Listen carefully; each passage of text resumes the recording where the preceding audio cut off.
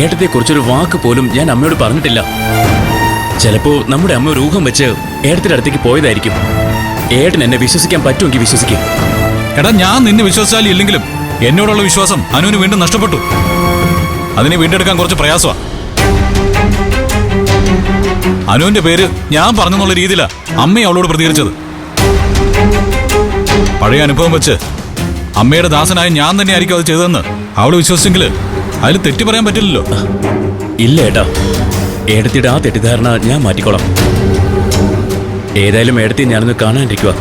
എടാ, നീ അമ്മയോട് അനുവിന്റെ കാര്യം പറഞ്ഞിട്ടില്ലെങ്കിൽ ആരിലൂടെ ആയിരിക്കും അതിനെക്കുറിച്ച് അമ്മ അറിഞ്ഞത്? സത്യ വെറും ഒരു ഊഹം വെച്ച് അമ്മ ഒരിക്കലും അവളുടെ മുമ്പിൽ ചെന്ന് എന്റെ പേര് പറയില്ല. എന്നെ അവളെ എന്നേക്കുമായിട്ട് അകറ്റാൻ അമ്മയ്ക്ക് ആരോ എറിഞ്ഞു കൊടുത്തൊരു ആയുധമാണത്. അതാരാണെന്ന് എനിക്കറിയണം. ഏടത്തി പറഞ്ഞിട്ട് ആ പ്രതിഭ വീട്ടിൽ വന്നതെന്ന് ഞാൻ ശ്യാമിനോട് പറഞ്ഞിരുന്നു. പക്ഷെ അവനൊരിക്കലും അത് അമ്മയെ അറിയിക്കില്ല. അത് അവനെ അറിയിക്കുന്നതിനാ? അവനിലൂടെ സോന എറിഞ്ഞാ പോരെ?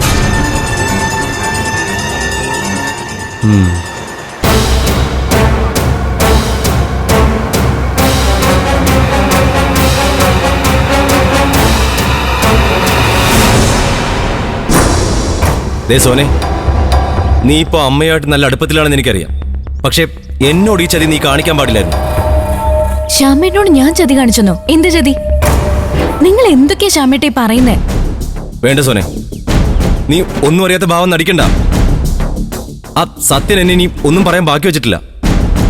അല്ല, ഇന്ദ്രേട്ടന്റെ കയ്യിൽ നിന്ന് അവനും കണക്കിന് കിട്ടിക്കാണും. എല്ലാത്തിനും കാരണം നീ ഒറ്റൊടുത്തിയാ. ശ്യാമേട്ട വെറുതെ മനുഷ്യന് പ്രാന്തി പിടിപ്പിക്കല്ലേ. എന്താ കാര്യം വെച്ചാ തെളിച്ചു പറ. ഞാൻ എന്ത് ചെയ്തിട്ടാ? എടി, പ്രതിഭ ഇങ്ങോട്ട് അയച്ചത് അനുചേച്ചിയാണെന്ന് നീ പറഞ്ഞിട്ടല്ലേ അമ്മ അറിഞ്ഞത്? ഞാൻ പറഞ്ഞിട്ടോ? ദൈവത്തിനാണ് ഞാനത് ആരോടും പറഞ്ഞിട്ടില്ല. പ്രത്യേകിച്ച് അമ്മയോട് ഞാനത് പറയൂ ശ്യാമേട്ട? പറഞ്ഞ അനുവേട്ടത്തേക്ക് പിന്നെ സ്വൈര്യം ഉണ്ടാവില്ല എന്ന് എനിക്കറിയില്ലേ. എന്നാ അത് സംഭവിച്ചു കഴിഞ്ഞു. അമ്മ രാവിലെ തന്നെ അനുചേച്ചിയുടെ വീട്ടിൽ പോയി വമ്പൻ പ്രശ്നം ഉണ്ടാക്കിയത്രേ. ഈശ്വര, അനുചേച്ചി സംശയിച്ചത് ഇന്ദ്രേട്ടനെയാ. ഇന്ദ്രേട്ടൻ സത്യനെയും, സത്യൻ എന്നെയും. ഇനി നമ്മൾ പറയുന്നത് എങ്ങാനും അമ്മ കേട്ടതായിരിക്കും സോനെ? കേട്ടു. ദൈവം എന്നെ കേൾപ്പിച്ചെന്ന് പറയുന്നതാവും ശരി. ഞാൻ നിന്നോട് പറഞ്ഞില്ലേ സോനെ, പ്രതിഭയെ ഇങ്ങോട്ട് പറഞ്ഞയച്ചതിന് പിന്നിൽ ആരോ കളിച്ചിട്ടുണ്ടെന്ന്?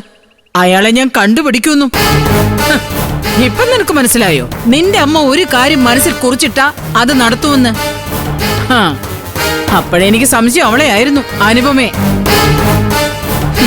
ഇന്ദ്രനെ കൂട്ടുപിടിച്ച് പ്രതിഭയെ ഇവിടെ തിരിച്ചെത്തിക്കാമെന്ന് അവള് കണക്ക് കൂട്ടിയത്. പക്ഷേ സത്യനത് പൊളിച്ചടക്കി കൊടുത്തു. ഇനി ഇന്ദ്രനെ വിശ്വസിക്കാതിരിക്കാനുള്ള മരുന്നുകൂടി ഞാൻ ഇട്ടുകൊടുത്തിട്ടുണ്ട്. സുശീലയോട് അവളുടെ കളി. ഇനി അവളെ ഞാൻ ഈ നാട്ടി വെച്ച് പൊറപ്പിക്കല, കെട്ടുകെട്ടിക്ക് ഞാൻ. ഒരിക്കലും തിരിച്ചു വരാത്ത വിധം പറഞ്ഞു വിട്ടിരിക്കും അവളെ.